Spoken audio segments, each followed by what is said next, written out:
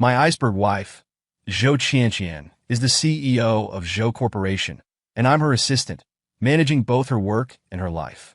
In a week, it will be our 7th wedding anniversary and our 10th anniversary of being together. My wife has a severe germophobia. She never touches anyone. If someone accidentally bumps into her, she'll wipe herself down with a wet wipe for ages. Isn't that outrageous? Before that incident happened, I thought so too. I first met her in freshman year of college. My roommate, whom I fondly called my big son, had a crush on a girl in her dorm.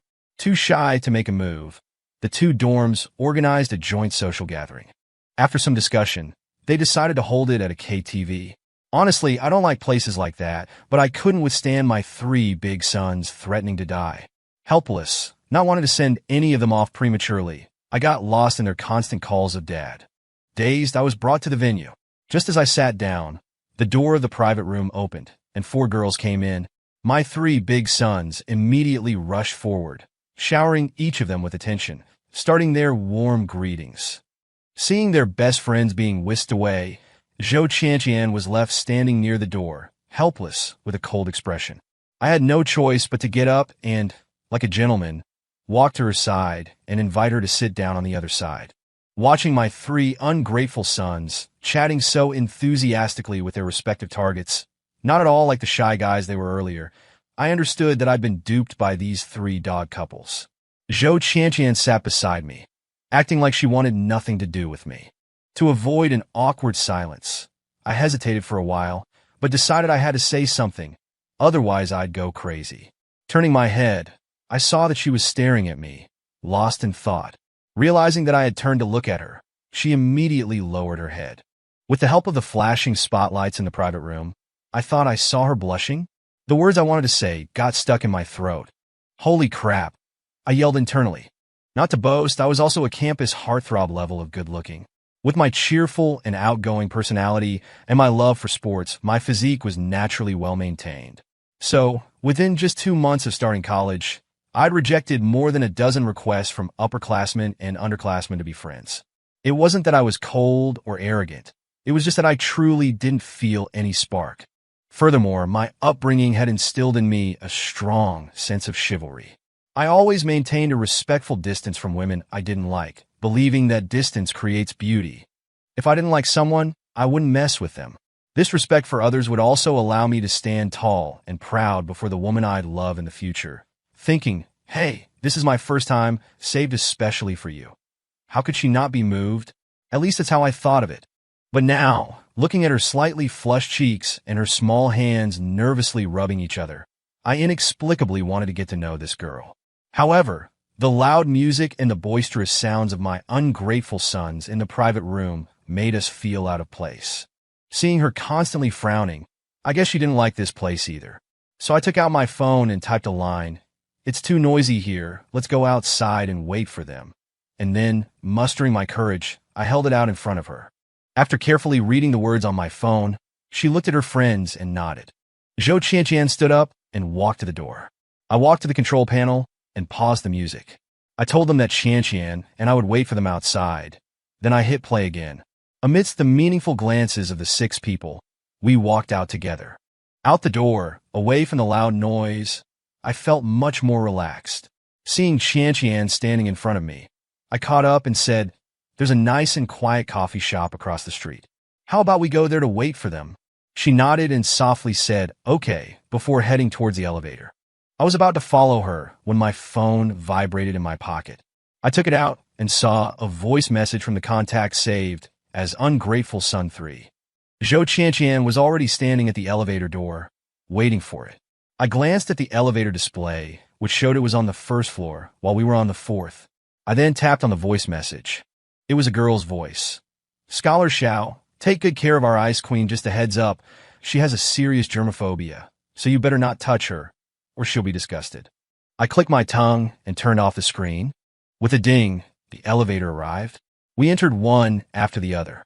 There was nobody else inside. She stood in the back corner on the right, while out of habit, I chose the front corner on the left. First, it was a habit to keep a distance, and second, the elevator panel was here. I pressed the button for the 1st floor, then put my hands in my pockets, looking up at the numbers on the display while thinking about that message. Stepping out of the elevator, I told her to wait a moment. I ran into the shop next door and, on a whim, bought a pack of tissues, stuffing them into my pocket. Then, acting as if nothing had happened, I walked back to her and said, "Let's go, it's just across the street." Inside the cafe, I pulled out a chair and then, taking out the tissues, wiped it down before gesturing for her to sit. Zhou Qianqian paused for a moment, said thank you, and then sat down. After we called a waiter and ordered coffee, silence fell again. I smacked my forehead. I haven't introduced myself yet. "Hello, I'm Xiao Yi from the investment department." Zhou Qianqian timidly raised her head. "Hello, I'm Zhou Qianqian from the management department." She immediately lowered her head again. This time, under the bright lights, I could clearly see two rosy patches on her cheeks. It was the first time I'd truly taken in a girl like this, and I was captivated. Her delicate oval face was like a newly blossomed peach blossom, vibrant and intoxicating. Her long hair cascaded like a waterfall, and her beautiful eyes were like black pearls hidden beneath the water. Looking at her, my heart beat faster, uncontrollably. She was exactly my type, instantly hitting the bullseye in my heart. "Wow, Mom, I think I'm in love." Wait, wasn't she supposed to be an ice queen? Could it be that my overbearing charm had conquered her? So I kept trying to find topics to talk about, sharing funny stories about classmates and chatting about the love lives of my 3 rebellious roommates. Slowly, she started talking more, not keeping her head down so much. When we spoke about something she enjoyed, I watched her cover her mouth, her eyes crinkling with laughter. I knew then I was done for her. I'd fallen head over heels for her. With just an hour left before the dorm closed, I figured my roommates would be coming down soon. I gathered the courage to ask her, Could I ask you out sometime? I wanted to thank you for chatting with me for so long today. I had a lot of fun. So, would you do me the honor of having dinner with me sometime?" I prepared myself to be rejected. After all, an ice queen wasn't so easy to ask out. "Okay, I had fun chatting with you too," she replied. "What?" I didn't quite catch it and stared at her, voicing my shock. Her cheeks flushed again, and she mumbled. I said yes. Maybe we could add each other as friends? So it's easier to contact each other. I was excited, quickly taking out my phone. "Let me scan you." After we added each other, we both looked down at our phones. Seeing her nickname, Qianqian, I changed her contact name to Little Enchantress. She really was an enchantress, capturing my soul on the very first day. Before long, my roommates came down. I hailed 2 taxis, and we made it back to the dorm just 5 minutes before the doors closed. Lying in bed, I tossed and turned, unable to sleep. My mind was filled with Zhou Qianqian's every smile and expression. Feeling restless, I grabbed my phone, walked onto the balcony, lit a cigarette, and took a long drag. Looking at the chat window with the contact Little Enchantress, I hesitated for a while, but finally couldn't resist typing. "Are you free tomorrow? Let me treat you to a feast." She replied instantly. "Okay, message me after class." The next day, I booked a restaurant early and then went to a flower shop, buying a large bouquet of pink roses. In the restaurant, she received the flowers with a bright smile and held them to her nose, taking a gentle sniff. Looking up at me, she asked, "So, are you trying to woo me, student Xiao?" I didn't pretend to be shy and nodded in agreement. She giggled. "Then you'd better try your best." We had a wonderful meal, but every time she ate, her hair would fall in front of her face, forcing her to use one hand to tuck it behind her ear before bringing the food to her mouth. After this, I began to ask her out more frequently. From then on, I always wore a hair tie on my wrist. Before every meal, I would hand it to her so she could keep her unruly hair out of her face. She would return it to me after the meal. She told me to wear it on my wrist so that she could use it whenever she needed. I didn't know at the time that a guy wearing a hair tie usually meant he had a girlfriend. The first time she asked me to dinner was close to the end of the first semester of freshman year. I was in the dorm packing up my things to take home. There wasn't much to pack. My home was in the city, but my mom nagged too much at home, which is why I chose to live on campus. Just as I was about to put the last piece of clothing into my suitcase, Zhou Qianqian sent me a message. "You've treated me to so many meals, and since vacation is almost here, I should treat you this time. I'll wait for you at the moonlit forest." I was overjoyed and didn't even bother to tidy up. I put on a hairband, grabbed some tissues, my cigarettes, and my phone. I saw the hairpin on the table, hesitated for a moment, but still picked it up and put it in my pocket just in case. Moonlit Forest was a Western restaurant not far from the school. As soon as I entered, Zhou Qianqian spotted me and waved. I smiled and waved back, but only when I got closer did I see two other girls sitting opposite her, probably her friends. I felt a little awkward and touched my nose, feeling like I'd been caught doing something. Seeing me standing there, Zhou Qianqian patted the empty seat next to her. "Sit down, you're not a waiter. What are you standing there for?" "Huh? Okay. Okay." I felt even more awkward instantly. The table was a booth with seats facing each other. I sat down on the edge of the sofa. After the waiter took our orders, the three of them started chatting about everything under the sun. Except for Zhou Qianqian, I had hardly interacted with girls, so I just quietly watched them talk. Fortunately, the food started arriving soon. I habitually took off the hairband from my wrist and handed it to her. She glanced at the hairband, then grabbed her knife and fork, turned her back to me, and said, "My hands are full. You help me." I froze, holding the hairband. I really wanted to help her, but that would mean touching her. What should I do? What if I accidentally touched her and she looked unhappy? I had seen it with my own eyes before, when a shop assistant had accidentally touched the back of her hand while handing over a milk tea. She had frowned and wiped it for ages with a wet wipe. Seeing I hadn't moved, she urged, "Hurry up, the food will get cold." Well, here goes nothing. I took a deep breath and carefully gathered her hair together, using the hairband to tie it up. I released my hand, and she turned back around. Because her coat hood was so big, her hair had fallen in front again. She looked at me with an innocent expression. I sighed and motioned for her to turn around again. I removed the hairband, took out the hairpin, and quickly styled her hair into a bun, patting it to make sure it wouldn't fall out. She reached up and felt her bun, looking at me happily. "You can style hair too. Take a picture. Let me see how it looks." I used my phone to take a picture of the back of her head and handed it to her. I instantly saw her eyes light up. She praised my work and the hairpin, saying they were great. Her friends also said I was skilled and that the hairpin was a great choice. I breathed a sigh of relief, placed the steak I had cut while she was looking at the photo in front of her, and pulled her uncut steak over to eat myself. She smiled sweetly and said thank you. The meal continued amidst their conversation. When they mentioned me, I would respond with a smile. Fortunately, the food started arriving soon. After lingering for a while after we had finished eating, we prepared to leave. Her friends wanted to go shopping, so they left first. Under her threat of, "If you pay, I won't hang out with you anymore," I surrendered and let her pay. The winter in Kyoto was still very cold. We put on our scarves before opening the door and stepping outside. It had started to snow lightly. She put on her coat hood and suggested we take a walk. I happily agreed. Walking down the street, we chatted casually. I suddenly remembered something. "Qianqian, why do they all call you an ice beauty?" "I agree with the beauty part, but I don't see you as icy." Indeed, at school, whenever Zhou Qianqian was mentioned, everyone said she was too cold and hard to get along with. But what I had seen, apart from that time at the KTV when she had a cold face, she was always smiling. Occasionally, she would blush when she smiled. She was not at all an ice beauty. Zhou Qianqian tilted her head, thinking for a moment before saying, "When I was in high school, lots of people were chasing after me, but I didn't like them. After rejecting one, another one would confess sooner or later. It was very annoying. So, when I got to university, I just pretended to be cold. Sure enough, it got much quieter. So that's why. I was incredibly happy. I almost started dancing on the spot." What was the hidden meaning behind Zhou Qianqian's answer? She would reject people she didn't like on the spot, and even pretend to be cold to avoid others approaching her.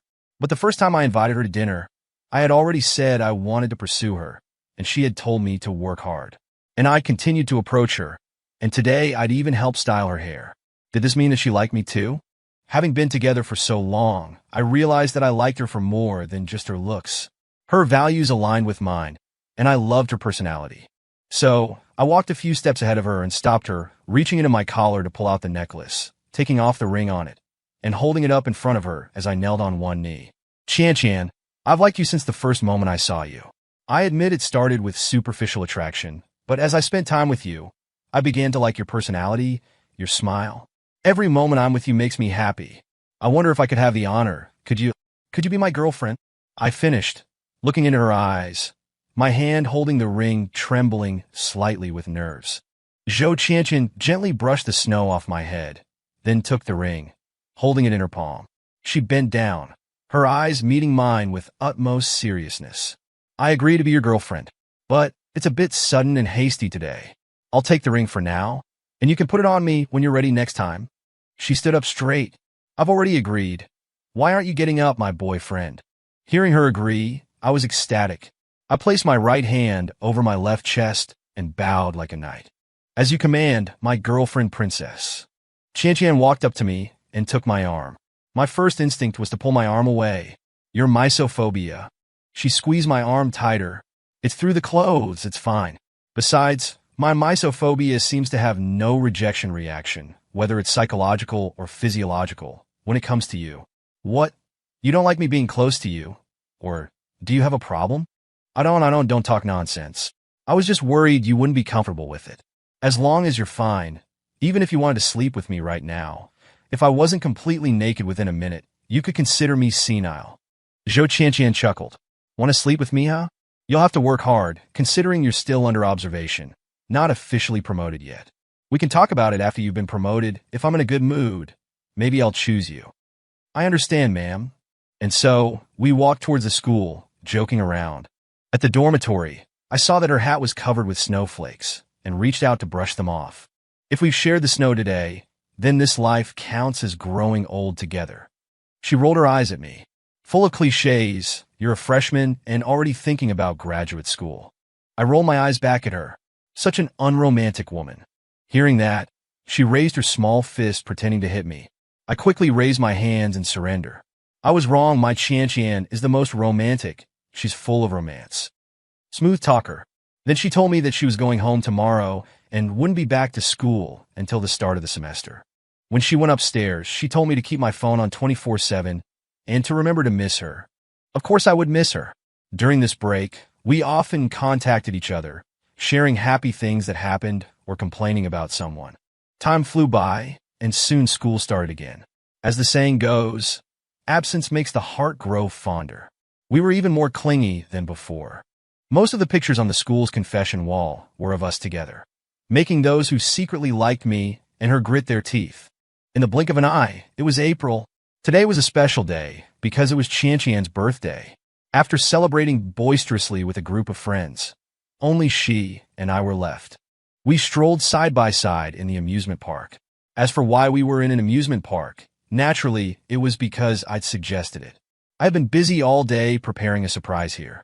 Xiao, it's your girlfriend's birthday today. You're not showing any signs at all. Baby is not happy. Qianqian suddenly stopped, pouting and looking at me with her hands on her hips. Oh dear, don't be angry. I was just so busy I forgot. Let's just go on the Ferris wheel today, and I'll prepare a gift for you tomorrow. Okay? Please. I don't know what to do with you. I don't know what you've been so busy with. You could even forget your girlfriend's birthday. Humph. I patted her head. Okay, I promise this is the last time. Touching her head and her holding my arm were the most I'd touched her during this time. It's not that she only allowed me to touch those two places. It was that I didn't dare try anything else. Every time I saw her frown and use a tissue to wipe her hand after accidentally touching mine, my heart would ache. Okay, I'll forgive you this time. Give thanks to this Missy's great kindness, she said, taking my arm again to walk toward the Ferris wheel. However, I still saw a trace of indiscernible disappointment on her face. The nights in April in Kyoto were still quite cool. We were both wearing an extra sweatshirt, so I was comfortable with her holding my arm. How could I forget her birthday? The surprise is just around the next corner. Just as I turned the corner, a handsome guy walked towards us, holding a red rose. When he reached us, he handed the rose to me and said to Qianqian, Miss Zhou, happy birthday. I hope you are happy every day and live happily ever after with Mr. Xiao. After speaking, he walked past us. I took Qianqian's handbag and placed the rose in her hand. Qianqian looked at me with shining eyes. Did you prepare this? Just one. I didn't say anything and made a gesture inviting her to move forward. On the way to the Ferris wheel, every so often someone would present her with a rose and deliver an impromptu birthday wish. When we reached the Ferris wheel, she was holding a big pile in her arms, and I was holding a pile too. She stood in front of me, her face filled with happiness, holding the flowers. I knew you wouldn't forget. You're such a thoughtful person. How many flowers are there in total? I handed the roses in my hands to a staff member nearby. then took the roses from her and handed them to another staff member before smiling and answering. "Did you forget what the first person said to you?" She thought for a moment, then covered her mouth with her hands in surprise. "It couldn't be 99, could it?" I nodded and extended my arm, signaling her to take it. "Let's go, it's time for the next part." She took my arm, and we entered the Ferris wheel cabin. We closed the door, and the machine started moving. She asked me excitedly when I had prepared all this. I told her I had started planning a week ago. Her eyes immediately filled with happy light again, and she leaned her head gently on my shoulder. When the cabin reached the highest point, the Ferris wheel stopped. Qian looked at the city lights outside, her eyes sparkling. "It's so beautiful. It's the first time I've seen the city like this. All those lights, it's so warm." Standing behind her, I promised with incomparable firmness, "Among these lights, there will definitely be one that belongs to the two of us in the future." I checked my watch. The time was almost right. "Are you ready? There's something even more beautiful coming." As soon as I finished speaking, bangs started to sound all around, followed by brilliant fireworks. Under the night sky, colorful fireworks were like an invisible pen, drawing an intoxicating picture. After a while, she realized there was no sound of me behind her. She turned around and saw me on one knee again, holding out a ring box I had prepared earlier. Inside was a diamond ring. "Zhou Qian, I know it might be a bit early to say this, but I still want to say it. You are the person I want to show off to the whole world, yet also the one I don't want to share with anyone.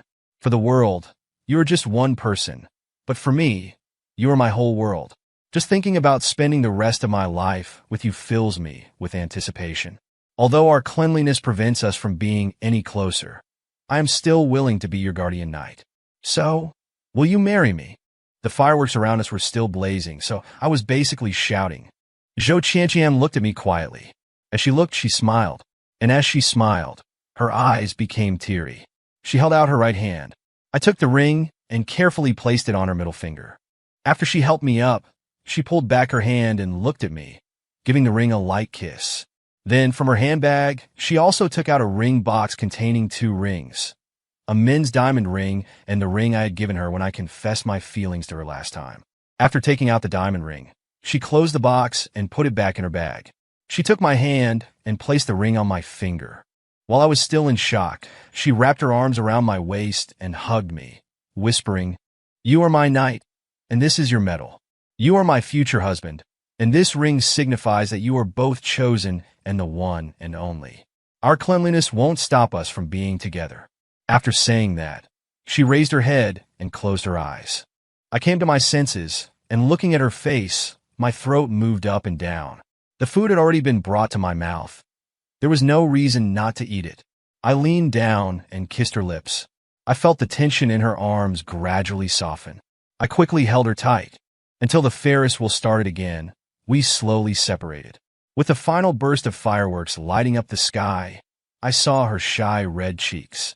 I lowered my head and gave her a gentle kiss on the forehead, and she bashfully nestled into my arms.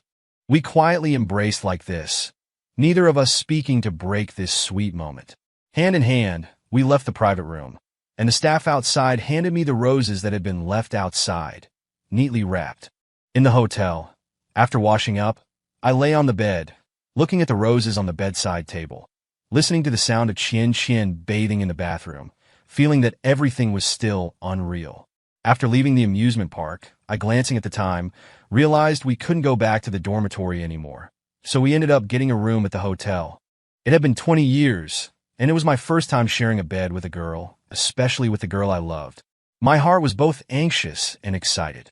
While I was lost in thought, Qian came out from the bathroom, wrapped in a towel. Hearing the movement, I turned to look at her and couldn't help but stare. She was wrapped in just a towel, her beautiful skin exposed, as smooth as jade, with her arms hugging her chest. Seeing me like this, she quickly walked a few steps to the bed, pulled back the covers, and dove in, revealing only her little head. "Quick, wipe your drool off." At her words, I subconsciously wiped the corner of my mouth and found it dry. There was no drool at all. She actually tricked me. She laughed cheerfully. "Hey," still daring to laugh at me. I quickly turned off the light with a bang and moved closer to her. I slipped my arm on her neck and draped it over her shoulder. I had originally planned to hold her like this to sleep. After a brief moment of stiffness, Qian Qian wrapped her arm around me and whispered in my ear, "Xiao Gij, you will always love me, right?" I tightened my grip on her and answered seriously, "I will always love you. If love is separated by mountains and seas, I would split mountains and cross seas. As your knight, I will always be by your side. Xiao Gij, you promised. No matter what our identities and status are in the future, and no matter who stands in our way, we must run toward each other. After all, I truly love you, and only you can make me free from my obsession with cleanliness. Qian Qian, I promise you, no matter what your identity is in this lifetime, I will only recognize you. I will not let you down." Saying that, her hands and feet became a little restless. After all, it was both her first time. A moment later, with one of Qian Qian's cries of pain, her body and mind belonged to me. The next day, we woke up close to noon. Looking at the lovely girl in my arms, I couldn't help but give her a kiss. "Wake up, it's almost noon. Aren't you starving?" It seemed that after last night, she was not as shy anymore. She got up directly and didn't care about her exposed beauty. "Ouch, it hurts." I was startled and hurriedly asked her what happened. She poked me with her delicate hand and playfully scolded. "It's all your fault. It was my first time, and you didn't show any care for me, hum." I quickly apologized and told her to rest a bit longer. I took her phone. "With your state, it's a day off today, so don't go back to school. Just rest another day here. I'll message Lu Yan and ask her to help you take a leave for the morning class tomorrow. Later, I'll go downstairs to get some food and extend our stay. What's your phone password?" After Qian Qian told me the password, I messaged her roommate, and when I got a reply of okay, I returned the phone to her. I put on my clothes while asking, "What do you want to eat? I'll go buy it. Just lie down and rest." I remembered what Qian Qian wanted to eat and went out, first extending our stay and then going out to buy food. After lunch, we took a short nap in the afternoon. In the evening, Qian Qian insisted on going out for a walk, saying she felt cooped up in the room all day. I couldn't refuse her, so I took her out for a stroll. We first found a restaurant, and after eating, while walking on the street, Qian Qian suddenly seemed to think of something. "Brother, let's announce our relationship." "Okay." I wrapped my left arm around her and raised my phone with my right hand. She used her right hand to pull my left hand down a bit, and then intertwined her fingers with mine, revealing our ring-adorned fingers. "Lean your head a little closer and raise the phone higher." Under her direction, our first photo together was taken. After sending it to her, we both updated our moments on WeChat. Image. JPG. Official announcement. "This one's mine. Isn't he handsome? Mr. Xiao, please take care of me for the rest of our lives." Image. JPG. Official announcement. "This one's mine. Isn't she gorgeous? Miss Zhou, please take care of me for the rest of our lives." After posting on Moments, we hadn't walked far before Qian Qian stopped, complaining that she couldn't walk anymore. I had no choice but to squat down. As soon as I did, she pounced on me like a butterfly. I stood up, holding her by the legs, and bounced her up a bit. She wrapped one arm around my neck and stretched the other out. "Let's go." Under the dim yellow streetlights, our shadows were cast. Qian Qian chattered nonstop on my back, and I responded to everything she said.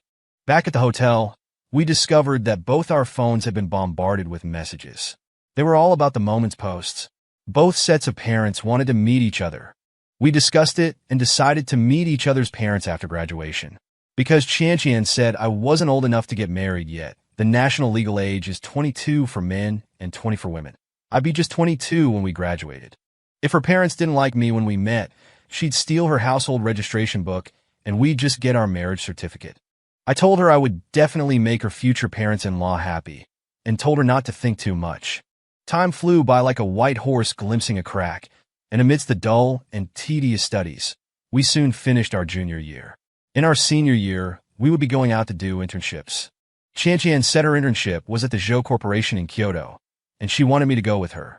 When I told her I was at the Yi Corporation in Kyoto, she didn't try to persuade me any further. Although the Zhou Corporation was among the top 10 companies in Kyoto, it was still a little behind the Yi Corporation, which was only second to the top-ranked Xiao Corporation. After searching on the map, the two companies were not far apart, just 5 or 6 subway stops away. So, we decided to rent our own apartment. We were going to live together. Although we had already been sleeping out from time to time, since we had our forbidden fruit encounter, Actually living together was something we were really looking forward to. Because by living together, we would become increasingly indispensable to each other in the little things of everyday life, or perhaps leave each other. We both had confidence that we would get better and better. After all, sometimes we felt ourselves that we were truly suited for each other. After a long search, we finally found a place. It was a high-end community next to a park. The apartment layout was quite nice, with good north-south ventilation and excellent lighting. It was the kind of place where you could just move in with your luggage. We paid a year's rent and moved in that day. The landlord seemed to be a meticulous person. Everything was clean, but we still did a simple cleaning. The next day we would have to go to work, so we didn't mess around too much and rested early. When I stood in front of the Yi Corporation building, I felt like time had really flown by. I remember the last time I had come to this building was back in 6th grade. I was bored during summer vacation.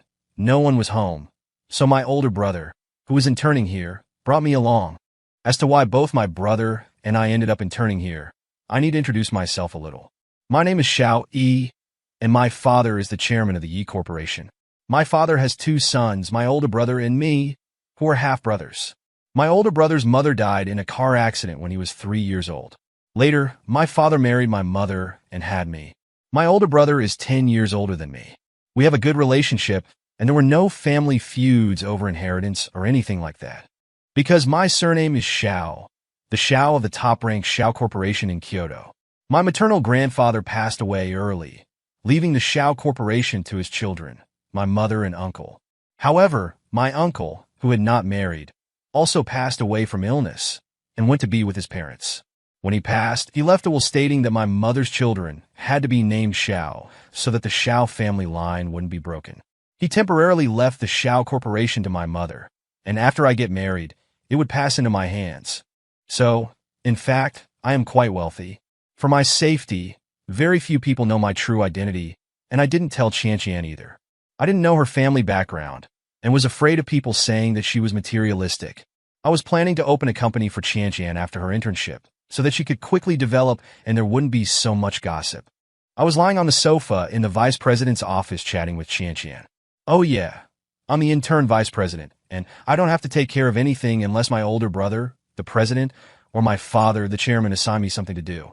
Qianqian said things were going well on her side too, and that her colleagues were very enthusiastic, but a few old geezers seemed like they were going to cause trouble. When I heard that, I got angry. Someone dares bully my girl? I immediately prepared to give Zhou Corporation a beating and make its stock price fall for a while, but then Qianqian sent me a message saying she could handle it, so I calmed down. I told her if she was wronged, she definitely had to tell me, and I would find a way to stand up for her. She replied with a cute, okay emoji. We were in the middle of chatting when my older brother walked in and plopped down next to me. Chatting, huh? Yeah, what's up? It's been so long. Why haven't you brought her home to see us? The time isn't right. Judging from your actions, you haven't told her about your background, have you? No, with our family's wealth, I'm afraid she'd think I'm a fraud if I told her. My brother chuckled at that. That's true. There really aren't many richer than you in the capital. Dad and I owe our current success to you. This big tree. TSK. Then I guess you don't know the girl's identity either? By your tone, you know. I don't know, but your sister-in-law does. She recognized her the first time you posted on social media. Then why didn't you tell me sooner? She didn't say anything herself. Isn't it more interesting for you to find out on your own? This weekend, let's eat together at Royal Chef. Dad's preparing a surprise for you. He didn't even give me a chance to refuse, and just slipped away. After my brother left, I lay on the sofa, thinking about the information I just got from our chat. First, my family probably knows Zhou Qianqian's identity, but they didn't tell me, and even said there would be a surprise. Second, from my brother's tone, I could tell that my family seems to have accepted Qianqian as a daughter-in-law. Third, my brother and sister-in-law had an arranged marriage, but despite that, their married life was harmonious, and they even had a little niece for me. To be able to have an arranged marriage with the Yi family, they must have something substantial. My brother said my sister-in-law knows Qianqian, so she must be in her circle, which is to say, rich and influential. I looked at the diamond ring on my hand. I should have realized it sooner. How could an average college student casually buy a diamond ring? Then it occurred to me, Qianqian hasn't graduated yet, so how could she get an internship at Zhou Corporation? I was able to get an internship at Yi Corporation because I'm working for my own family. Qianqian's last name is Zhou too. Could she have a relative who's a high-ranking executive at Zhou Corporation? Or to be bolder, is she the daughter of Zhou Corporation CEO? It wouldn't be difficult to find out. I could just have someone investigate her. But I trust Qianqian. When she wants to tell me, I'll naturally find out. I put that idea aside, took out a cigarette from my pocket, lit it, and randomly pulled out a report from the stack my mother had sent this morning and began to read it. At 4:30 in the afternoon, I threw down the files, picked up my phone and cigarettes, and got ready to leave work. It was my first day, and I was already leaving early, but I could because I had the means to. I bought some vegetables Qianqian liked at the market and started cooking at home. When Qianqian opened the door and came home a little after 5, I had just put the last dish on the table. 2 simple dishes and a soup. Any more would be too much waste, and that's something that neither of us would allow. After dinner, I sat on the sofa, looking at the group chat made up of the people from our 2 dorm rooms. Aside from Qianqian and me, everyone was sharing about their internships. Qianqian was lying on my lap, also looking at the group chat, typing, and then deleting several times. She just tossed her phone aside, sat up on my lap, hugged my neck, and pouted her little lips. Brother, my dad wants me to have dinner with the family this weekend, but I don't want to go, but he said I would definitely regret it if I didn't. Then she buried her head in my chest and snuggled against me. What should I do? I want to be with you after work. Her eyes suddenly lit up. Why don't you come with me, brother? You're going to meet them sooner or later anyway. I reached out and held her, not letting her move around. Can't do, though I really want to be with you too, but coincidentally, my family has also made it mandatory for me, also this weekend. I'll finish up here as soon as possible, and then come pick you up. On the weekend, my brother skipped work at 3 in the afternoon, pushed me into the president's office, and reminded me not to forget about dinner tonight before slipping away. I had just lit a cigarette when the secretary walked in holding a stack of files. She didn't seem surprised to see me sitting in the president's exclusive chair, and picked out one of the files from the stack and placed it in front of me. President Xiao, you need to sign here and here. I looked up at her. I signed. Yes, President Yi said you have full authority to act on his behalf. The secretary replied with a professional smile. I didn't dare take this lightly, and immediately began looking through the files, and after confirming there were no problems, I signed them. After I had signed the last file, I told the secretary she had worked hard. She smiled and said it was her duty, gathered the files, and left.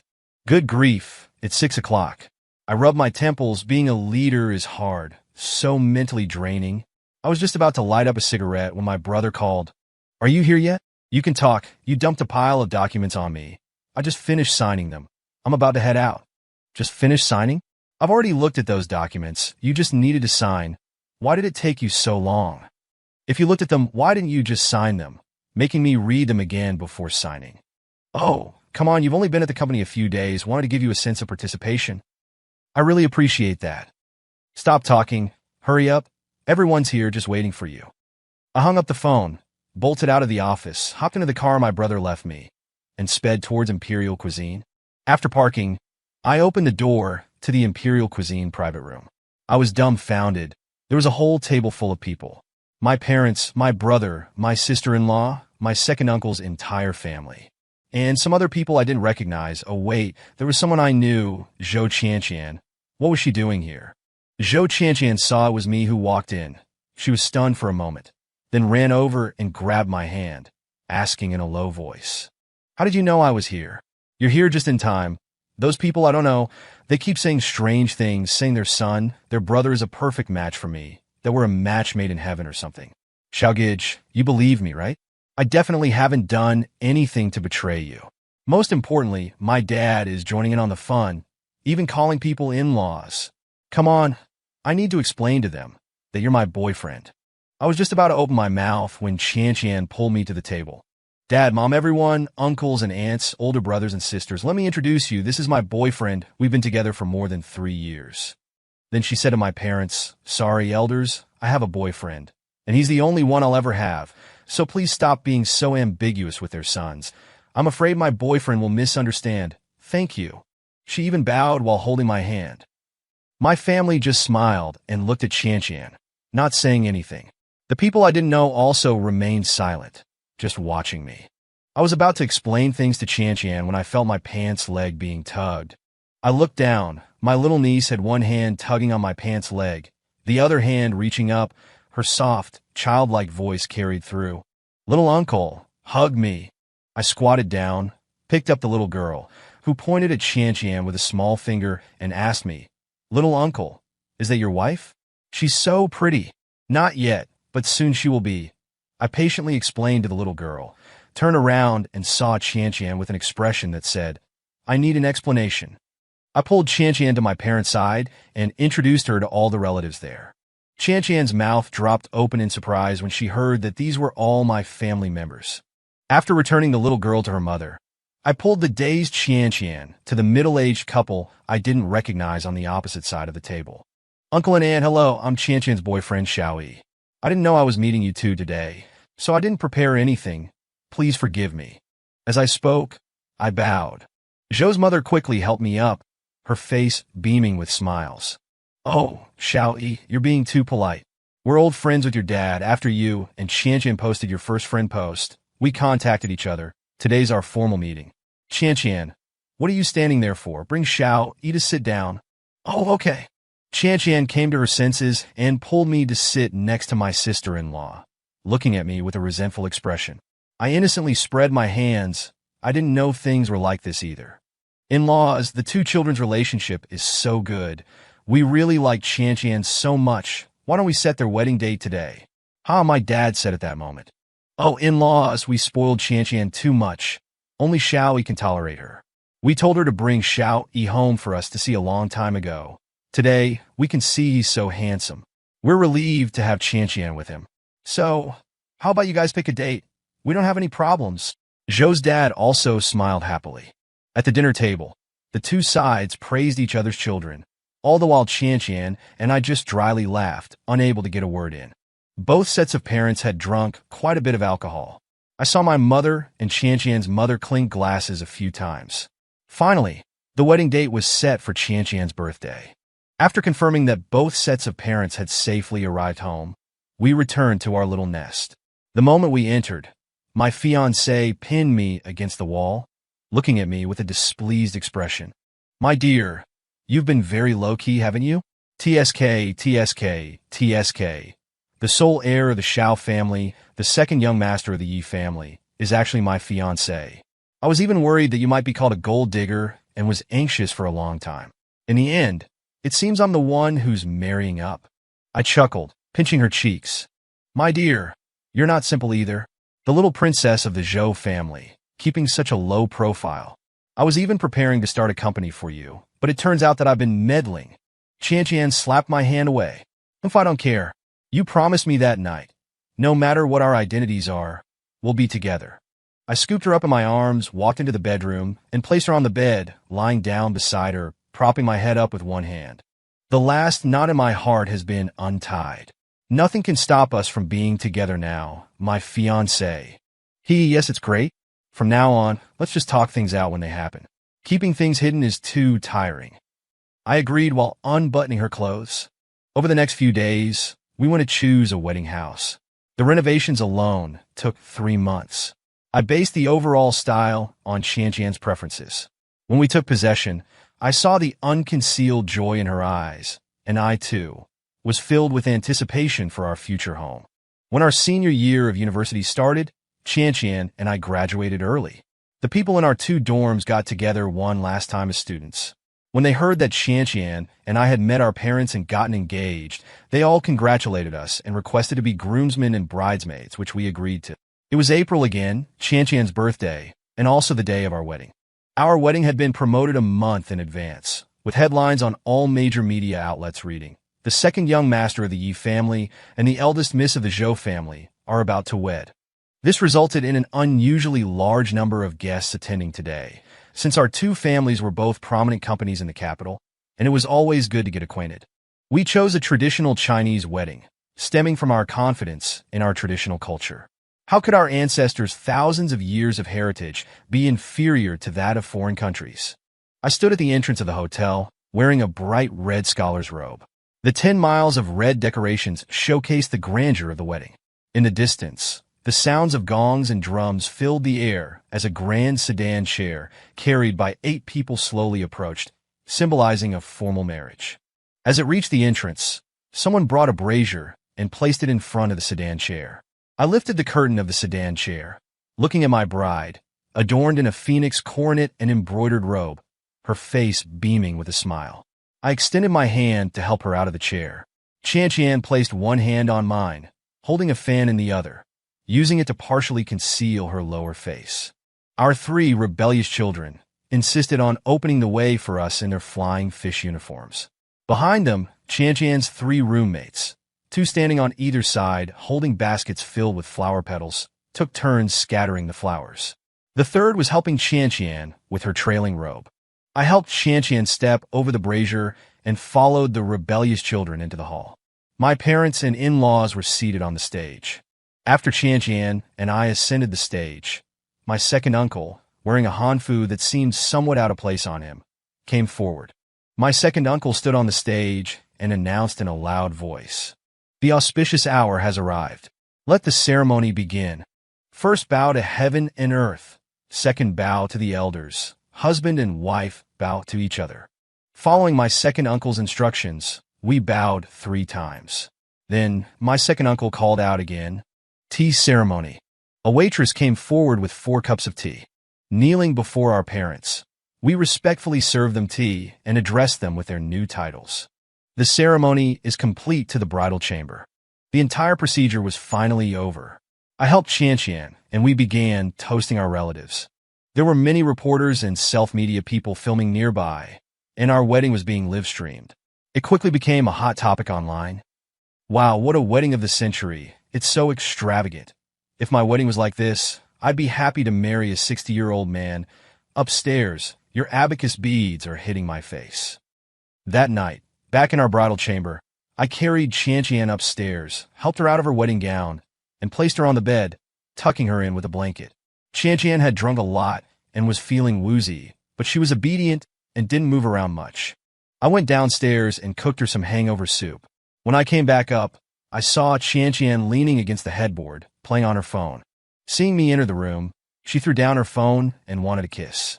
Kiss later, drink this first, and drink less in the future. Qianqian took it and drank it all in one go. Hearing my words, she put the bowl aside and put her hands on her hips. "It's all because of you. You clearly can drink, but you insist on saying you're allergic to alcohol. I couldn't expose you, so I ended up drinking toast to all the relatives. Besides, today's finally our wedding day. I'm happy." I ruffled her hair with affection. "If I get drunk, we'll take care of you. After being with you, I haven't touched a drop of alcohol. I'm afraid that if I get drunk, something might happen to you, and I would be helpless because of my drunkenness. Because of you, I need my mind to always be clear." After listening, Qianqian hugged me and kissed me on the cheek. "Thank you, hubby, for always putting me first. I won't drink either from now on. I'll learn from my hubby." After speaking, she used her finger to lift my chin. "On our wedding night, is my husband just going to sit with me all night like this? My lady, don't be anxious. Let your husband remove his armor." The next day, after taking Qianqian back for her return visit, we began our month-long honeymoon trip to the Maldives. After returning from the honeymoon, Qianqian was taking a shower, and I called my dad. "Yes, I'm not going to Yes. Older brother can manage Yes well. I plan to help Qianqian fully control Zhou's. After all, Zhou's isn't yet under her complete control." My father agreed. I then called my mother. Originally, I was supposed to take over Zhou's after the wedding, but now I decided to help Qianqian, so I asked my mother to work a little longer. I promised my mother that when Qianqian and I had children, it would be her retirement time. After hanging up the phone, Qianqian came in. "Wife, I've been abandoned by my family. I don't have a job anymore." Qianqian came over, sat on my lap, put her arms around my neck, and said with a smile, "That's great. From now on, you can be a house husband. I'll earn money to support you."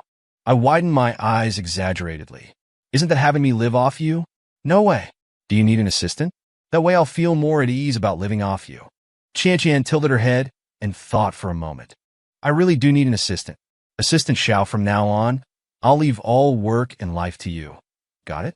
Let's go. Let's start working now." I look confused. "Start working now? Is there work to do this late at night?" "Assistant Xiao, you must know that your work is different from others. You hold multiple assistant positions. The life assistant role is the most important, and of course, sex life is included. This is exclusive to your work. Now, let's work overtime. Thus, I began my days as the president's assistant. Every morning, I woke the president's wife on time and then went downstairs to prepare breakfast. Afterward, I went back upstairs, and sure enough, she was still lying in bed. I forced her to wake up, carried her into the bathroom, handed her the toothbrush with toothpaste already applied, and then went to the wardrobe to find the clothes she would wear that day. After we finished breakfast together, she went upstairs to change clothes and do her makeup while I tidied up the dishes. Once she was done, I held her hand as we went out together. Before getting into the car, I opened the door for her first, and after she sat down, I closed the door and went to the driver's seat. In the car, Chan kissed me and said she was very satisfied with me as her assistant. I playfully pinched her little nose and told her as long as she was happy. That was enough. As soon as we entered the company, Chan's face turned cold. When company staff greeted her, she merely nodded in response. Once we reached the office, she shut the door and let out a long sigh. I jokingly asked her why she transformed back into an ice queen, and she said she had to maintain the president's authority and asked me not to expose her. After that, I got used to watching Chan put on two different faces, one for the public and another in private. Since starting my job, I quickly learned about the company's internal structure thanks to my position. My father-in-law held 59% of the shares, making him the chairman. The remaining shares were scattered among 4 vice presidents. Among the 4 vice presidents, 3 were later investors who liked to trip Chan up, frequently making things difficult for her and creating mistakes that affected my father-in-law, allowing them to gain control over the company. The remaining vice president had started the business with my father-in-law and held 10% of the shares. He didn't bother with the company affairs, living off dividends like he was already retired. Understanding this, I began taking action, sending people to dig up dirt on those 3.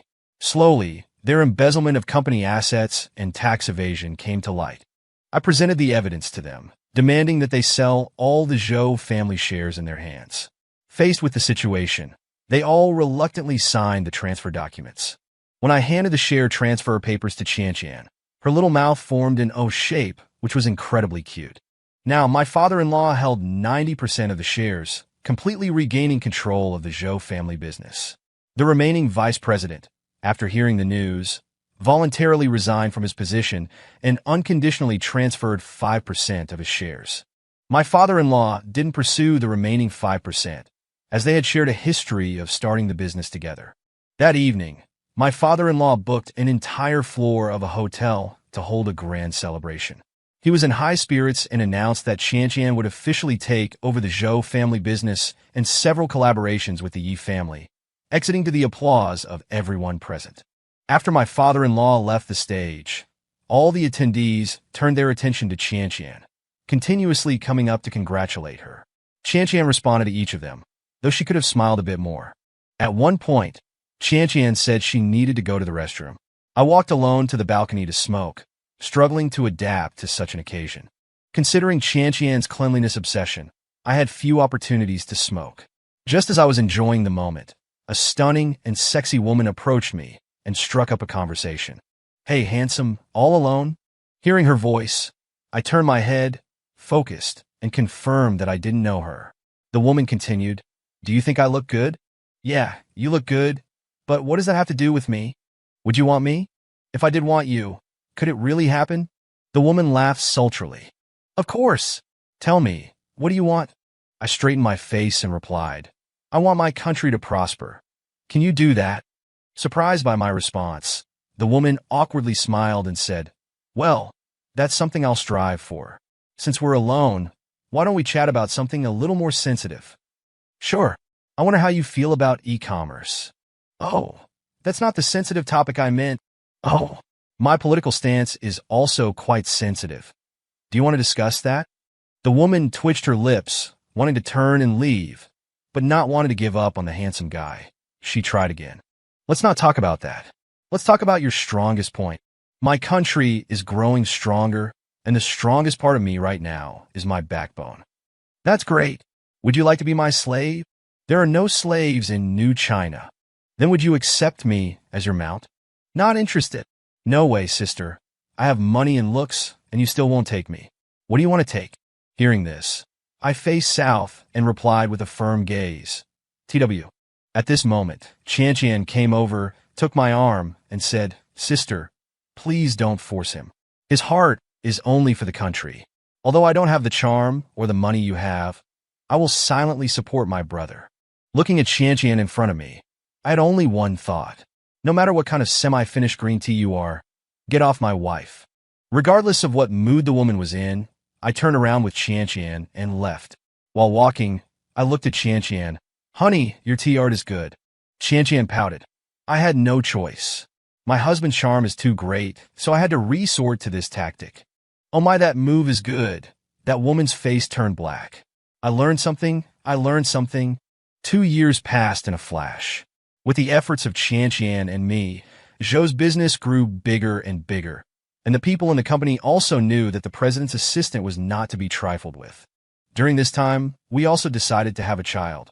Now Qian is 4 months pregnant. Under the persuasion of the whole family, Qian began her maternity leave, sunbathing at home every day, and occasionally her sister-in-law would come over to teach her some precautions and parenting experience, and also take her out for walks. I was in the company dealing with various matters, supervising the progress of ongoing projects. Anything that needed a signature was arranged to be sent to the chairman's office. This day, I was listening to the project department's personnel report when my phone rang with a special ringtone. This was what I had set specifically for Qian.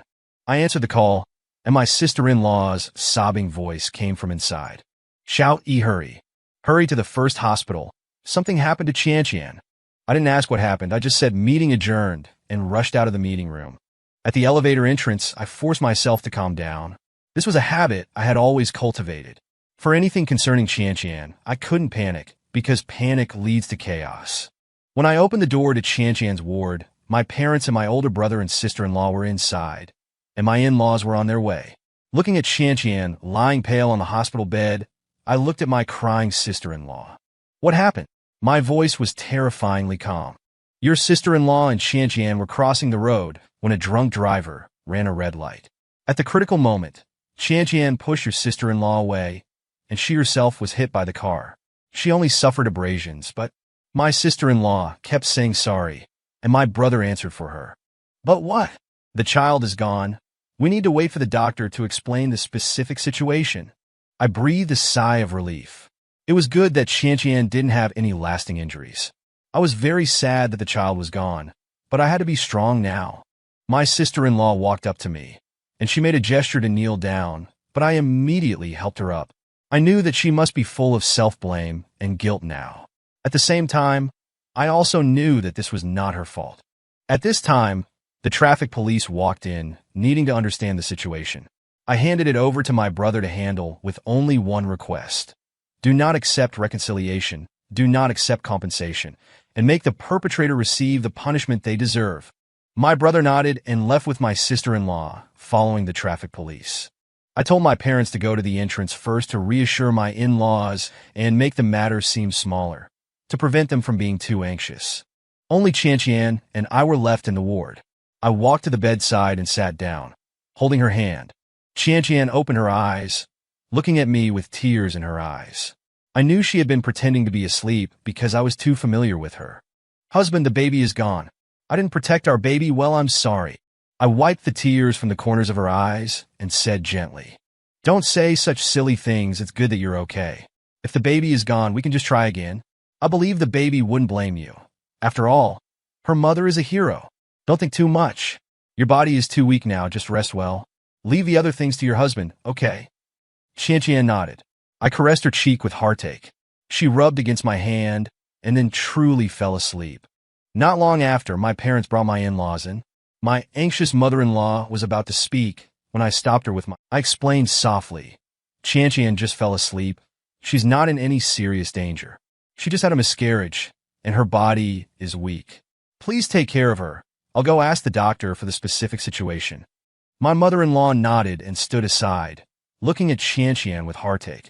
I got up and walked out, found the doctor, and after telling him that I was a family member, the doctor told me, the patient's miscarriage has caused minor damage to the uterus, and the chances of future conception will be very low. Of course, there's still a chance of getting pregnant, but that all depends on luck. Take good care of yourself during this treatment period, avoid strenuous exercise, and it's best to abstain from intercourse. After thanking the doctor, I returned to the ward. I saw that Qian was still sleeping, and my mother was softly comforting my mother-in-law. Feeling somewhat irritable, I went to the rooftop to have a smoke. Instead, I saw my brother comforting my crying sister-in-law. I walked over and handed my brother a cigarette before speaking calmly. Sister-in-law, don't be sad. It's really not your fault. I believe that if you and Qian had switched places, you would have made the same choice. If you really can't let it go, then I'd trouble you to help take care of Qian while she's in the hospital. After that, I stayed with Qian in the hospital. My sister-in-law took care of her for a few days before I sent her away. She initially refused to leave, but I managed to get her to go by having my brother bring my niece over. Qian was also very cooperative with her treatment, and she also learned about the result of her low chance of pregnancy. On the surface, she seemed calm, but she secretly cried behind my back, not letting me find out. What a silly girl. Today, Qian was finally discharged. Back home, we had a fierce argument that night. Qian, husband, you have to believe me. You're the only one in my heart. I was just playing around with him. I never wanted to be with him for the long term. Me, let's just forget it. From the times you abandoned me to go find him, from when you were intimate with him but didn't consider my feelings, we're over. Let's sign the divorce papers and give each other some dignity. Qian, no, husband, I won't sign them. Although the baby in my belly is his, my heart is yours. I can't leave you. So many years of feelings, could it be? Hearing this, I quickly interrupted Qian's performance. Stop, just leave it at that. I'm already starting to feel disgusted. What have you been watching these days? It turned out that while Qian was hospitalized, she got bored and started reading novels on her phone. She had read some short stories that made her feel really disgusted, and she insisted on dragging me into acting out a scene to experience how uncomfortable it was. Clearly, her goal was achieved, and I felt disgusted just thinking about the previous scene. I sat on the sofa, took a sip of water to suppress the nauseous feeling. Qian tap, ran over and sat on my lap, wrapping her arms around my neck, looking puzzled. Husband, do you think there are really men and women like that? I held her waist, making her sit more comfortably. What kind of men and women? You know, the male and female leads in those books. They're clearly so in love. But why do they break up? Why do they choose to cheat? Hearing this, I pondered the question carefully. Wife, do you think they're really in love? I don't believe it. As for why two people in love break up, it must be that one of them is lying. He or she doesn't truly love. As for why they cheat, since they don't love, they certainly won't be faithful. A moment of confusion? Or unable to let go of their white moonlight? All these are just excuses they make for themselves to seek excitement and novelty. Think about it carefully. In the stories you've read, the one who gets cheated on is always the one who's quietly giving. The cheaters are the ones who are enjoying themselves. When the one who's giving is ready to leave, the one who's been enjoying things suddenly doesn't like it anymore. And that's when you get what we just acted out. The person who used to revolve around them is gone, and life isn't as comfortable as before. Naturally, they start remembering how good the other person was. For a couple in love, the hardest part isn't falling in love, but all the little things after that. Love is mutual. Only when you consider the other person, understand them, and trust them, can a relationship last. Like us, for example. When I cook, you're next to me helping. When I'm working, you're next to me keeping me company. You obviously don't like the smell of smoke, but you always have a pack of my brand of cigarettes in your bag, and so on and so forth. There are many other things between us. I won't list them all. We're both giving to each other, thinking about the other person, putting each other's matters first. That's why we've never argued, and we love each other more each day than the last. Do you understand? Qian leaned her head against my chest, gently smelling my scent. Husband, we'll always be like this. The thing I'm most proud of is that I've always believed you are my one and only. Where can you find such a good husband? I won't be stupid like those people in novels. I ruffled Qian's hair. She nestled against me like a little cat, and I was also more determined to protect the person in my arms, even more in the future. The sun and moon revolved, winter passed, and spring arrived. In another week, it will be our 10th anniversary. Since Qian's car accident, we have both worked hard, but there has been no movement. Fortunately, we are very patient. We will get pregnant sooner or later. This morning, Qian said she would give me a surprise on our 7th wedding anniversary, which makes me look forward to it. After all, I like all of her surprises. With our joint efforts, Zhou Corporation has also climbed to the ranks behind Yi Corporation.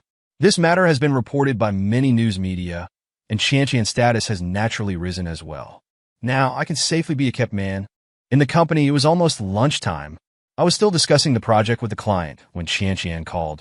I apologized to the client, pointed at my phone, indicating it was the president's call. The client told me to go ahead, and he started looking at the project proposal. I walked outside to answer the phone. As soon as I picked up the phone, I said, "Baby, what's wrong?" "Husband, Dad asked us to go have lunch, saying an old friend's child has returned to the country, and he wants us to meet them. He also said there was something to arrange." "Okay, but I can't leave right now. President Wang is still here. Why don't you go over and have a look first, and I'll go over after I'm done talking to President Wang." "Okay, then hurry up, husband." "Okay, be careful on the way." After hanging up, I walked back into the conference room and continued discussing the project with President Wang. It was about half an hour later that I finished. I declined President Wang's invitation to lunch and rushed to the place arranged by my father-in-law. I pushed open the door and saw my father-in-law sitting at the head of the table. Qian was on the left, looking down at her phone, and a man about my age was on the right, trying to please my father-in-law. Qian saw that I had finally arrived and urged me to quickly sit next to her. I sat down next to Qian. She leaned closer to me, showing me a short, sweet novel on her phone, exclaiming that she had finally found a good novel. I reached out and pushed her back to sit properly, smiled at my father-in-law, and called out, "Dad." My father-in-law smiled and nodded. "How is work going?" "Qian, this girl didn't even wait for you. Let me introduce you. This is the child who used to live next door to us. He went abroad with his parents when he was young. He just came back yesterday, and he was also Qian's childhood playmate. Back then, when your mother-in-law and I were busy with work, Qian was taken care of a lot by their family. Now he's back to develop his career in the country, and I'd like him to try working at our company." Hearing this, I listened attentively on the surface. But in my heart, I was complaining. Is this her childhood sweetheart returning?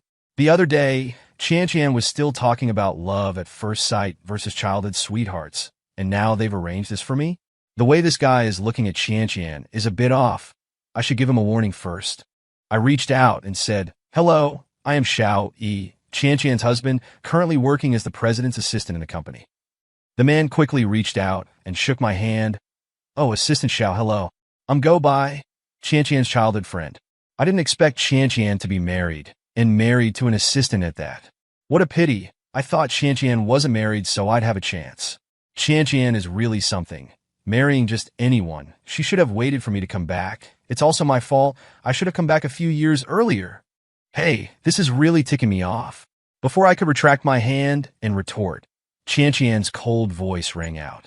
"Why would I need to wait for you to come back to get married? There's no need to wait at all. Our relationship hasn't reached the point where I can't get married without you. Besides, I didn't just marry anyone. If you've gotten used to not talking to people properly while overseas, our company can't accommodate a big shot like you." My father-in-law's face also looked displeased. He didn't know why this child, who was so well-behaved when he was young, had such a sharp tongue now. After Qian rebutted him, I was still not satisfied. "Brother Go, you're wrong about that. If you paid any attention to the news in the country, you would know we've been married for 7 years. You coming back a few years earlier wouldn't have changed anything." Go Bai, seeing that the situation was not right, quickly spoke up. I'm sorry, I didn't mean that. I didn't mean to look down on Brother Xiao. I've been abroad for a long time, and my way of speaking is a bit problematic. Uncle, Qian, and Brother Xiao, please don't mind. I'm just curious how Qian would marry an assistant. She should have better options." Qian interrupted me again, saying, "Oh, better options? Like who? You? And you're saying he's just an assistant?" "Dad, starting tomorrow, the company will be in your son-in-law's hands. I need to stay home and prepare for our wedding anniversary. This time I want to gather all the important relatives. I have good news to announce." My father-in-law didn't change his expression. Hearing that I would become president was as casual as drinking water. "I haven't managed the company's affairs for a long time. Anyway, your position as president is just for show. It's more convenient for Ear to handle things." Hearing her father call her a prop, Qian said through gritted teeth, "Okay, Dad, You go ahead and chat slowly with your high-achieving foreign student. This prop and your son-in-law have things to do. We'll leave first. Qian emphasized the words prop and son-in-law very heavily. Without waiting for my father-in-law to respond, she pulled me away. I gave my father-in-law a helpless look. Outside the restaurant, Qian was still sulking like an angry toad. I reached out to pat her head, comforting her. What's wrong? Are you angry that they called you a prop? Dad was just joking. Don't take it to heart. Let's go. Let's find a place to eat. I'm hungry. We left before we could even talk for a bit. I didn't even touch my chopsticks. I was busy all morning. I really am a bit hungry. Qian smiled. No matter what expression she has in front of others, she always smiles brightly when she faces me. Let's go quickly. We're going to eat Sichuan food. Don't let my husband starve. After she finished speaking, she pulled me toward the Sichuan restaurant diagonally across the street. In the Sichuan restaurant, after ordering the food, Qian was still a little gloomy. I teased. Didn't you ask me a few days ago who to choose between a sudden arrival and a childhood friend? Look, now the problem is right in front of you. Your childhood friend has appeared. What are you going to do? Upon hearing this, Qian held my hand, her eyes certain. Is that even something to think about? Of course it's my dear husband. Who does he think he is, daring to mock you as soon as he shows up? If it weren't for the fact that his mother took care of me for a while when I was little, based on those 2 sentences he said just now, I want to find some bodyguards to beat him to death. As she spoke, her cheeks puffed up again.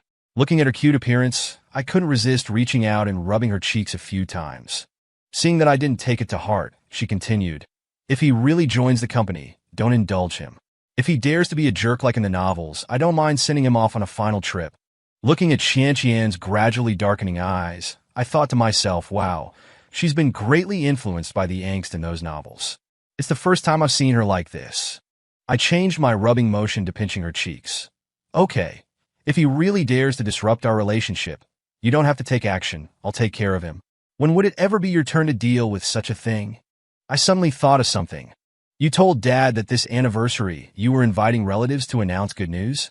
What good news is so significant? Hearing my words, Qian became cheerful again.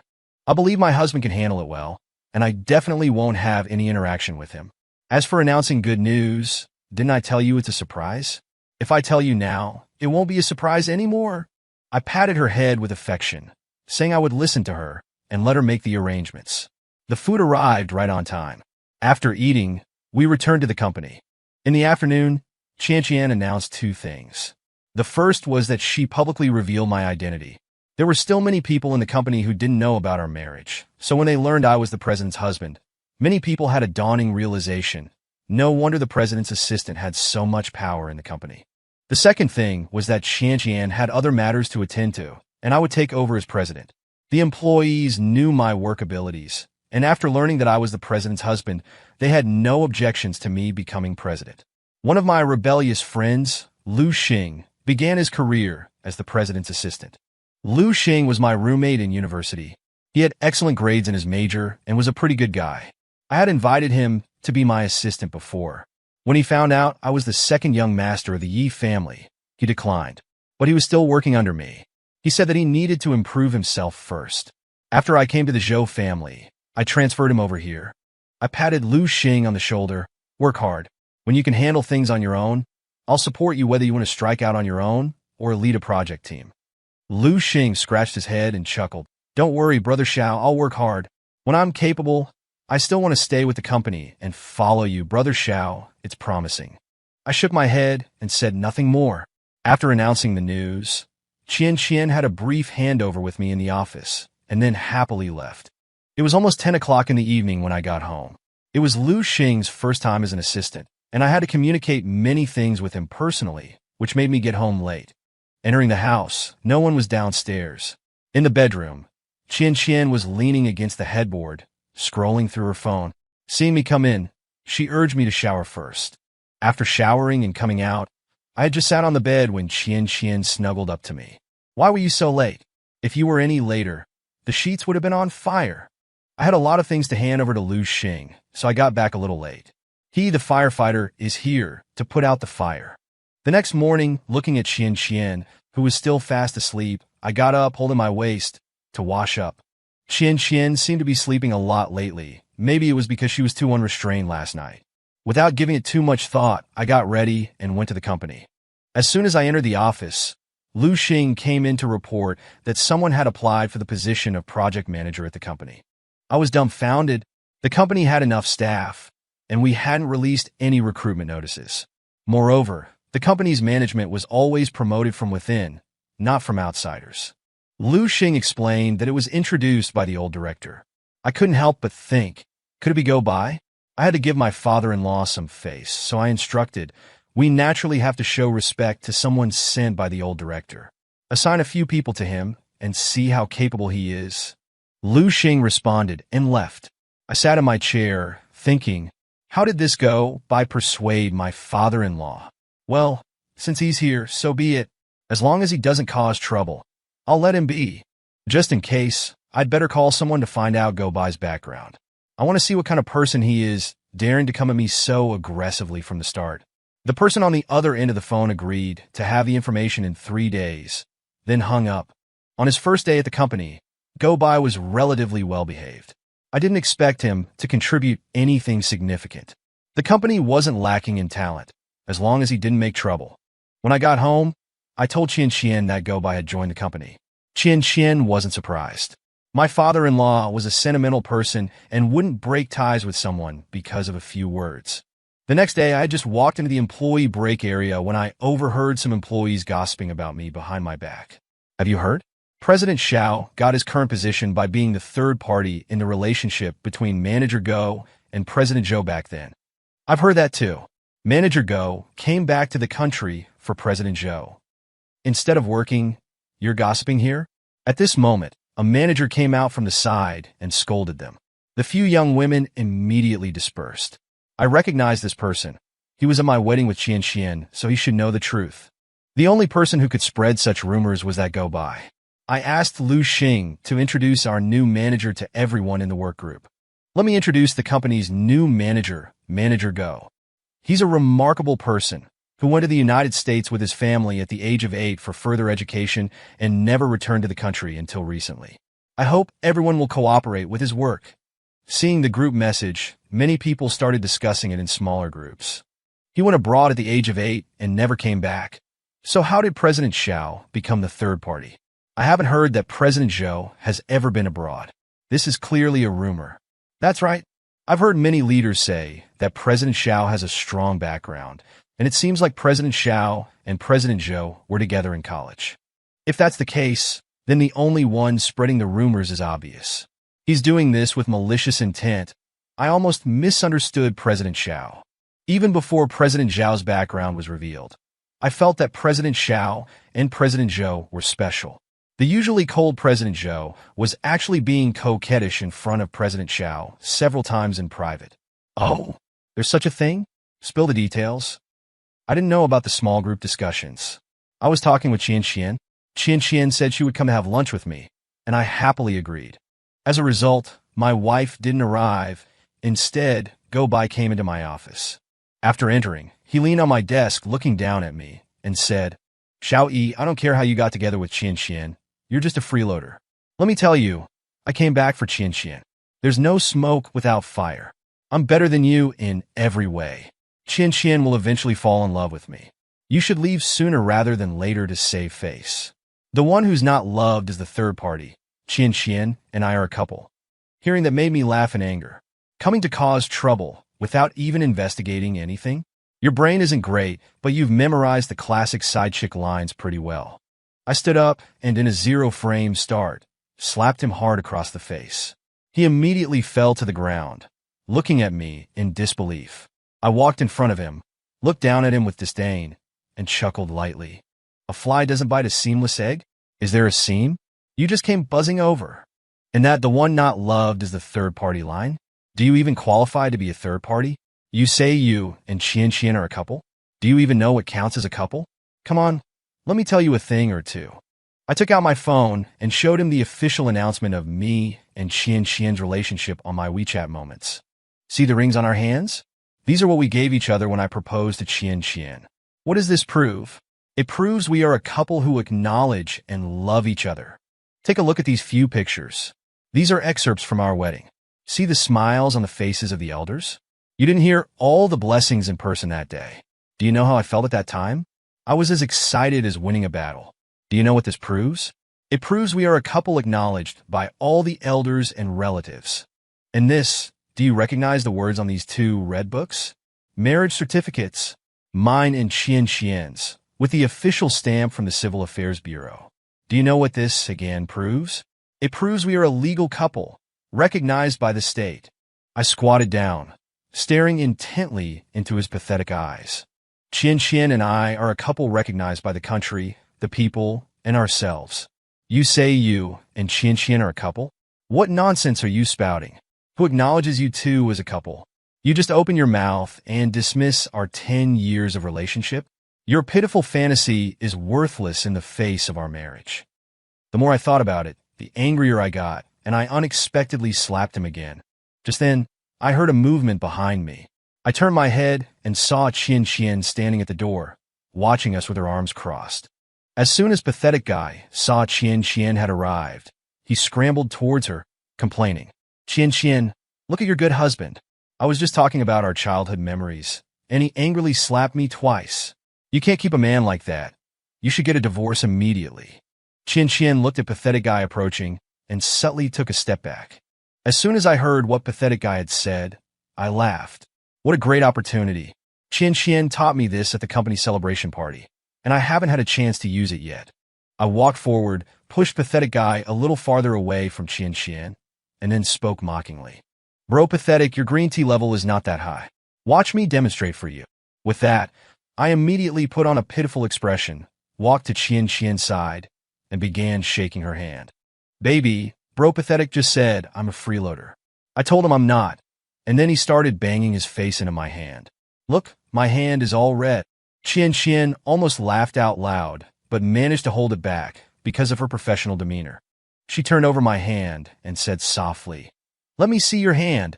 It really is red. Silly, next time someone says something to you, just bear with it. Look at you, getting bullied." Pathetic Guy was dumbfounded by our conversation, and this was only the beginning of our mutual understanding. I put on an even more aggrieved expression and squatted down to hug Qian Qian's leg. "Okay, I'll listen to baby. It's just that I couldn't help it for a moment. Who told me that I'm not as excellent as Bro Pathetic? I don't have as much money as him, or as much culture, but I want to improve so much I can only rely on this pretty face I..." "Qian Qian, good boy. As long as you are obedient, sister will definitely feed you well and plump." "Me? Really? Qian Qian, more real than gold." "Me? Then I will definitely be obedient." Then I held out my hand, using a coquettish voice, and said, "Sugar mama, hungry food?" Qian Qian said okay, and took out a black card from her bag, handing it to me. "This is my secondary card. You can swipe it as you like." Looking at the black card in front of me, my lips twitched slightly. Using my own card to support me? Oh well, Pathetic Guy didn't know that the card was mine. It would drive him nuts. I took the card and stood up, kissing Qian Qian on the cheek. "Thank you, baby. Baby is the best." Pathetic Guy couldn't hold back anymore. He moved a few steps closer to Qian Qian with a heartbroken expression. "Qian Qian, why do you have to degrade yourself like this? With your qualities, what kind of man couldn't you find? Why insist on keeping this kind of trash? Look at me. What am I lacking compared to him? You've disappointed me too much." Qian Qian was about to hit him, but I quickly grabbed her. I was afraid she'd dirty her hands. Once I held her back, Qian Qian calmed down a little and immediately retorted, "Look at you. What kind of garbage are you? Insulting my husband again and again. You're the one who spread those rumors in the company, right? I've already sent people to gather evidence, maliciously slandering others. I wonder what kind of end you'll meet. You say keeping him is degrading myself? Go look throughout the entire capital. No, look throughout the entire country. Who would dare to let the heir of the Xiao family, the second young master of the Yi family, live off a woman? Something I'm proud of, and you say I'm degrading myself? Am I crazy, or are you?" Go Bai stared at Qian Qian's murderous face. Then when he heard I was the heir of the Xiao family, he paused, then became enraged. "You're playing me? Just you wait." He tried to leave, but I stopped him. "Remember, whether a fly intends to or accidentally tries to land on an egg, Regardless of whether it succeeds or not, a fly is still a fly. If it gets caught, I don't think I need to tell you the consequences. I hope today is the last time I see you, otherwise. I pointed to my head. Hearing this, he ran away without looking back. After Go-Bai ran off, Qianqian's face was no longer cold. Honey, you were so domineering in there. I was so touched. Huh? So you heard everything? I was just telling the truth. I heard everything. I arrived just as he entered the office. The reason I didn't come in was because I wanted to see what kind of trouble he was causing. But honey, your tea skills are even more surprising. I cupped my hands in a gesture of humility. My dear wife, you flatter me. It's all thanks to your excellent teaching. We got ready to go out to eat. Now Qianqian didn't care about keeping up appearances in the company anymore and directly started to joke around with me. She wasn't pretending to be aloof anymore. After all, she had already stepped down as president. After eating, we went home together. Qianqian said she was a bit tired, so I let her rest for a while. I could roughly guess what Qianqian meant by surprising. Maybe she wasn't even more aware of her own physical condition than I was. The phone rang abruptly. I picked it up and looked at the caller ID. I went outside to answer it, and a voice came from the other end. Boss, the information you requested is ready. I've sent it to your email. You should be prepared. Oh, that was fast. It's mainly because the person you asked me to investigate's actions overseas were too easy to find. Take a look at the details yourself. You can tell me if you need anything else. After hanging up, I pulled out my laptop to check Go-Bai's file. Wow. Well, he's certainly not simple. Go-Bai moved abroad with his parents when he was 8 years old. At first, everything was fine. When he was 17, he started gambling with some small-time gangsters. The gambling got bigger and bigger over the next few years. When his living expenses weren't enough, he racked up high-interest loans. Things got back to his family. His family was fairly well off, and he was the only son. His father beat him with a rod before paying off his debts. It wasn't long before he got into drugs at a party and then started gambling again. Coincidentally, his family's business also had problems, and their income was completely cut off. Relying on his good looks, he hooked up with a rich woman. But the rich woman got tired of him after a while and started to distance herself. His income wasn't enough to support his extravagant spending, so he found several other rich women. Eventually, things came to light. The rich women collectively sought to cause him trouble. He was ruthless and took a lot of money from the rich women before running away. After he ran away, his parents suffered the consequences. Their already struggling business was directly bankrupted by several company suppression, and they ended up on the streets. Later, he didn't know where he saw the media reporting on the Zhou family's glorious moment. After confirming that it was his former neighbor, he rushed back, hoping to use Qianqian to smooth over those messes. Because he was too anxious, he contacted my father-in-law without investigating anything, leading to yesterday's incident. He didn't know Qianqian was married, and even less that her husband was someone he couldn't afford to offend. It's estimated that he will get desperate, because the end of the file said that the U.S. had already finalized the documents and was preparing to arrest Go-Bai internationally. The next day, I didn't go to the company and accompanied Qianqian shopping. When we got to the maternity and baby store, I couldn't help but turn to go inside. Just as I turned, I caught a glimpse of a man wearing a mask and baseball cap charging towards me and Qianqian, a sharp blade in his hand. He was yelling, "I'm not having a good time. You two won't have it either. Let's die together." Looking at the man acting like a madman, I instinctively pulled Qianqian behind me, raised my leg, and delivered a left front kick, hitting him squarely in the stomach. The force sent him flying backward, dropping his weapon. After letting go of Qianqian, I rushed to the man in a few steps and gave him a few more kicks, knocking off his hat, and recognized him as Go-Bai. I stopped and backed away, holding my hands up to signal the surrounding people. "Everyone, please be witnesses, this was self-defense. You all saw him attack me, right?" The surrounding people all said they would testify, and some said they had already called the police. Go-Bai, lying on the ground, struggled to sit up, and then a figure flashed past me. Looking closer, it was Qianqian. After realizing the attacker was Go-Bai, she moved closer. Seeing Go-Bai try to get up, she rushed forward and gave him a few more kicks, sending him back down. She then imitated my gesture and said to the surrounding crowd, "Everyone saw it, right? He was trying to attack again. This was an emergency situation. Please testify." The crowd numbly nodded. I reached out and supported her back with one hand and touched her belly with the other. Qian was about to brag to me when she noticed my actions. Her face was filled with helplessness before she said, "I can't hide anything from you. You found out. I was still planning to give you a surprise. Can't you pretend to be oblivious just once, to let me feel like I achieved something?" I scratched my head, embarrassed, and replied to her, "I was pretending really well. Those actions just came naturally. How about we just pretend you didn't see?" Qian sighed. "How did you figure it out?" "I kept the ultrasound report with me all the time, just to prevent you from finding out. Otherwise, there'd be no surprise." "How late are you on your period?" "I know when your period is supposed to come. You didn't seem worried at all, and we're even talking about a surprise, so I guessed it. Quickly, tell me, how many months is it?" "Okay, you got me. It's been a little over a month. Honey, you're going to be a dad again.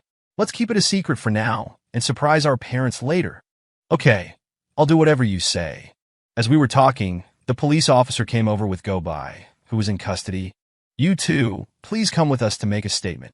After giving our statements, we came out and happened to see Go-Bai being transferred. When Go-Bai saw us, I pointed a finger at my head. I took Qian home, and the two of us carefully researched pregnancy precautions. The next evening, my phone received a text message from abroad saying mission accomplished and a news link. I clicked the link, and Qian leaned behind me to read it as well. The news was about a gang shootout that happened in a U.S. neighborhood that day. The firefight lasted more than 10 minutes, and there was only one fatality. Upon investigation, the deceased was identified as Go-Bai, a Chinese-American and a fugitive. He was caught in the crossfire and struck by more than 10 stray bullets, dying at the scene. After Qian finished reading it, she kissed me and said, "Good riddance. If we weren't in this harmonious place, he wouldn't have had to go back to the U.S. to make the news." Then she went back to leaning on my back and using her phone to pick out baby clothes. 9 months later, in the delivery room, I personally cut the umbilical cords of 2 babies. I didn't expect Qian to give me twins, a boy and a girl. I supported Qian and looked at the 2 babies in the bassinets, softly saying, "The mother of my children, you've worked hard." Qian also looked at the babies in the bassinets with tender eyes and weakly replied, "It's all worth it, father of my children. Let everyone outside in, or they'll get worried to death." I carefully helped Qian lie down, and then went to open the door of the delivery room. My parents, my in-laws, my brother, and my sister-in-law were all anxiously pacing back and forth outside. When they saw me open the door, they let the doctor and nurses go out first, then asked me, "How is it? Boy or girl? How is Qian doing?" "Quiet down, everyone. Come in with me. Keep your voices low. The baby is sleeping." Then, several people entered like thieves, and despite that, they were still extremely excited after seeing the 2 little darlings in the incubator. Ever since Qian announced her pregnancy at her birthday banquet, her mother-in-law and mother had moved in to live at the house for the convenience of providing 24-hour care. They even sent Qian to this private maternity hospital a month in advance. When the hospital director saw that it was us, he immediately sent the best doctors and nurses, partitioning off half a floor solely for our use.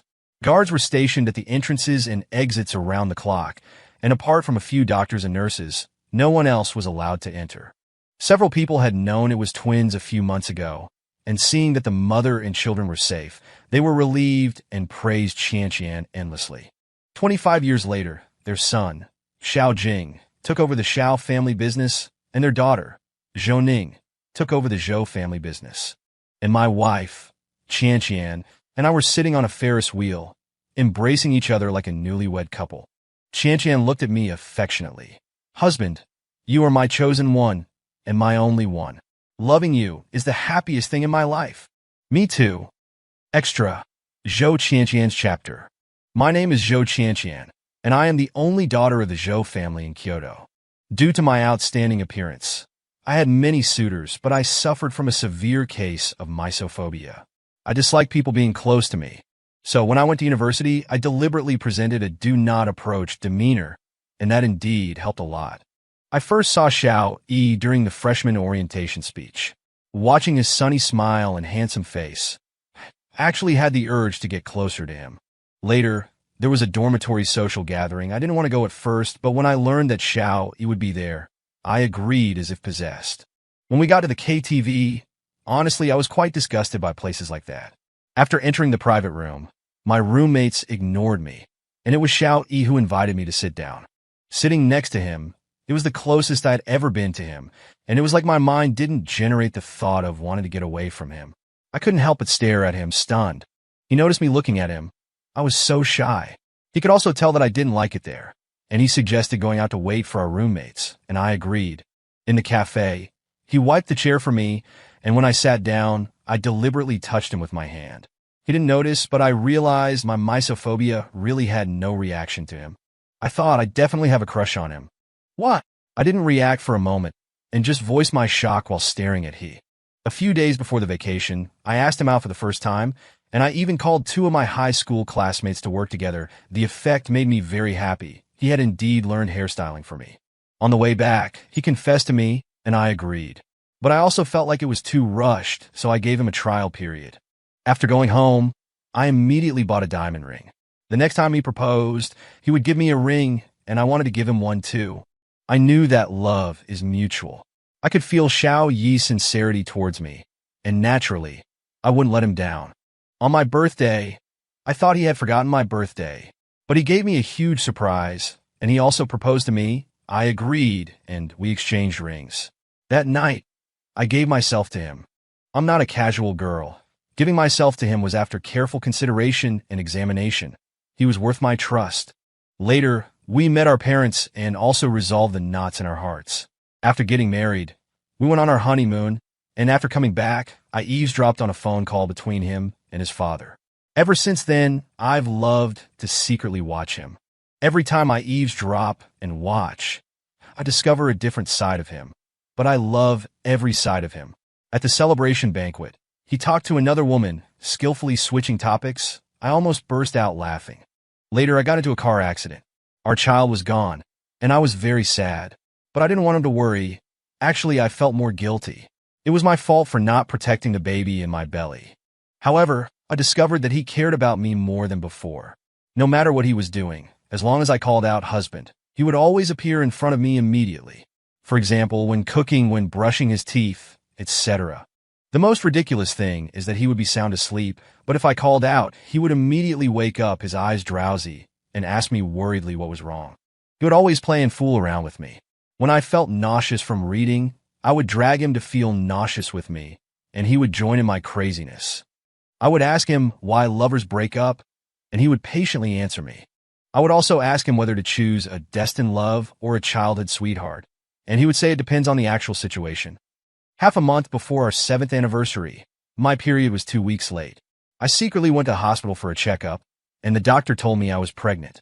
I was overjoyed and planned to tell him this surprise on our 7th anniversary. But then, our childhood neighbor returned to the country. He immediately mocked my husband upon meeting him, and I was furious. I really wanted to strangle him. Later, he really did die. I knew it was my husband's doing. After all, he was a prince of the capital. How could anyone just provoke him like that? During that time, I also overheard my husband's domineering statement, saying that we two were a couple recognized by the state, the people, and individuals. Listening to those words full of possessiveness, I felt very satisfied. My husband also found out about my pregnancy. He rounded all the sharp corners in the house, saying he was afraid I would bump into them. Except for the bathroom and kitchen, the whole house was covered in whole-piece carpets to prevent me from slipping. My husband was so considerate.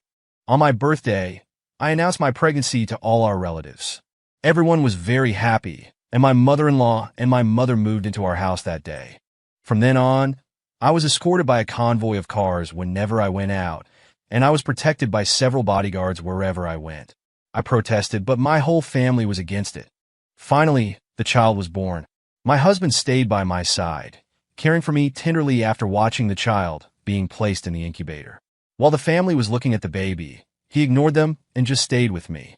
As the child grew up, when we had different opinions because of the child, he would always be the first to concede. Actually, it wasn't just about the child. From the beginning of our relationship, whenever there was a disagreement, he would always be the first to yield. I had asked him about it. He said, "We are lovers, not enemies. What's the big deal about yielding a little?" After the children took over the company, we retired. We traveled around the world just like during our honeymoon. So, in my life, falling in love with my husband is truly wonderful. The end.